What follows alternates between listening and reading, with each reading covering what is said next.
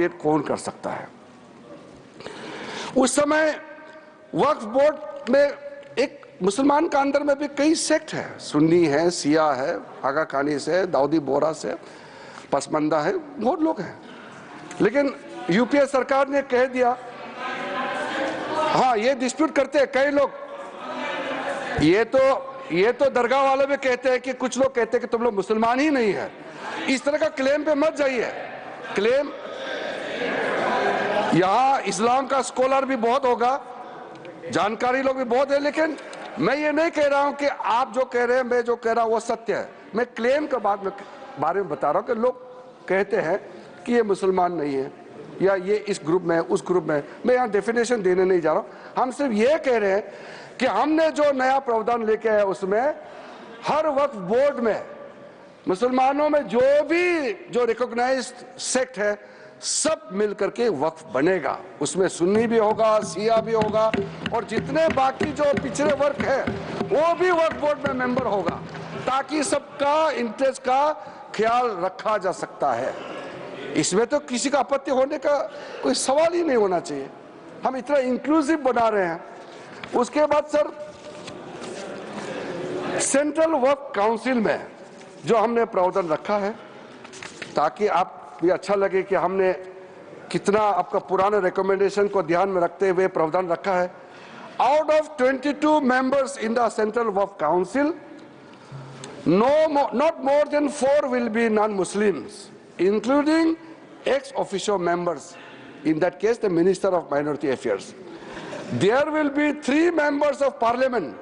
A member of Parliament तो किसी के धर्म हो सकता है। ये नहीं कहना कि ये इस जाति का MP है इसलिए ये मेंबर नहीं हो सकता है। 3 members of Parliament, 10 members from Muslim community, 2 former judges from the Supreme Court or High Court, 1 advocate of national eminence, 4 persons of national eminence from various fields, an additional secretary or joint secretary to the government of India dealing with Waqf matter। जो ministry में concern officer है वही हो सकता है। और out of 10 Muslims 2 members minimum shall be women। 2 महिला सदस्य होना अनिवार्य है। स्टेट वक्फ बोर्ड्स में out of 11 members not more than 3 will be non-Muslims। कल किसी ने कहा कि नॉन मुस्लिम मेजोरिटी हो जाएगा, सवाल ही पैदा नहीं होता है।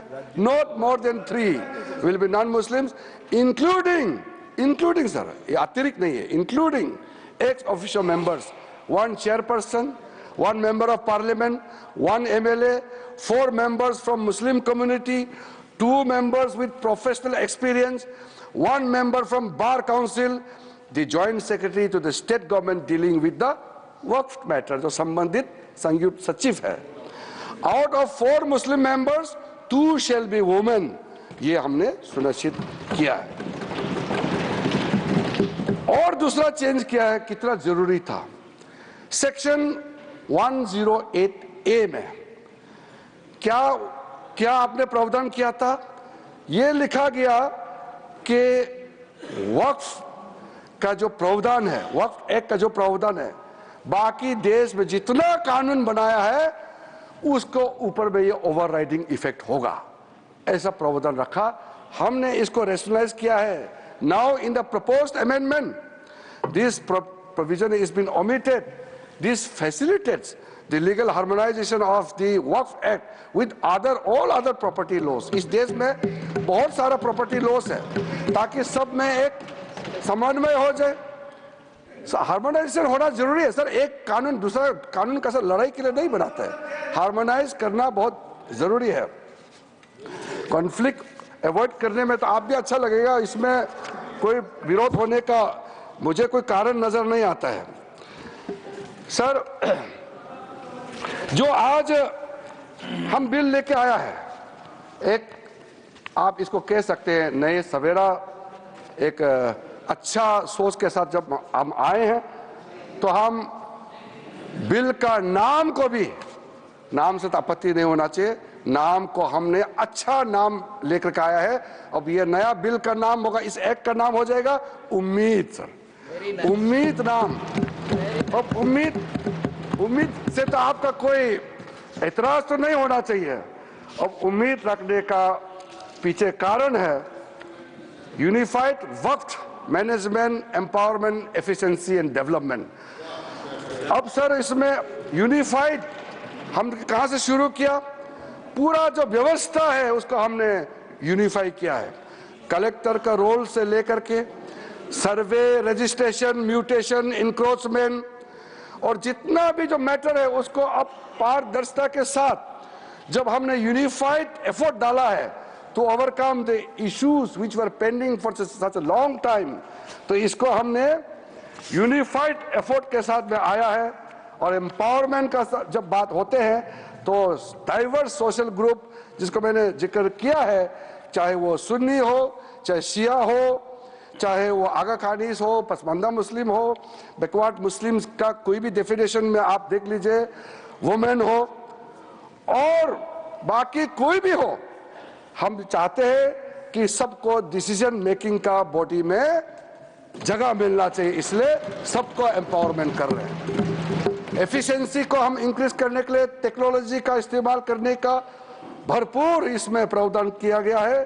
अब सेंट्रलाइज्ड डेटाबेस होगा, डिजिटल पोर्टल होगा जो हमारा मंत्रालय में होगा, जो सारा स्टेट बोर्ड के साथ में लिंक होगा, लाइव होगा। वक्फ प्रॉपर्टी का कंटिन्यूसली रजिस्ट्रेशन, ट्रैकिंग, कंप्लायंस, पूरा मैनुअल अगर गड़बड़ होता है उसका भी ट्रैकिंग करने के लिए ब्यूरोक्रेटिक डिले हो रहा है, किसके टेबल में डिले हो रहा है उसका भी जांच करने के लिए पूरा व्यवस्था करके हमने एफिशिएंसी को टारगेट दिया है। और आखिर में डेवलपमेंट, जो मैंने आपको बताया कितना करोड़ हम इनकम जनरेट कर सकते हैं, इसलिए जो development of the Waqf property को मैं बहुत महत्वपूर्ण मानता हूं। मैंने कल भी इस बात को बताया है कि दुनिया का सबसे ज्यादा वक्फ प्रॉपर्टी हिंदुस्तान में है। और कई लोगों ने कहा कि डिफेंस, रेलवेज के बाद तीसरा डेटा बैंक देखा जाएगा तो वक्फ प्रॉपर्टी, जो लैंड प्रॉपर्टी जो है वक्फ बोर्ड के पास है। मैं उसको थोड़ा संशोधित करके बताना चाहता हूं, ये तीसरा नहीं है, दुनिया का सबसे ज्यादा लैंड प्रॉपर्टी नंबर 1 वक्फ बोर्ड के पास है हिंदुस्तान में, ये थर्ड नहीं है।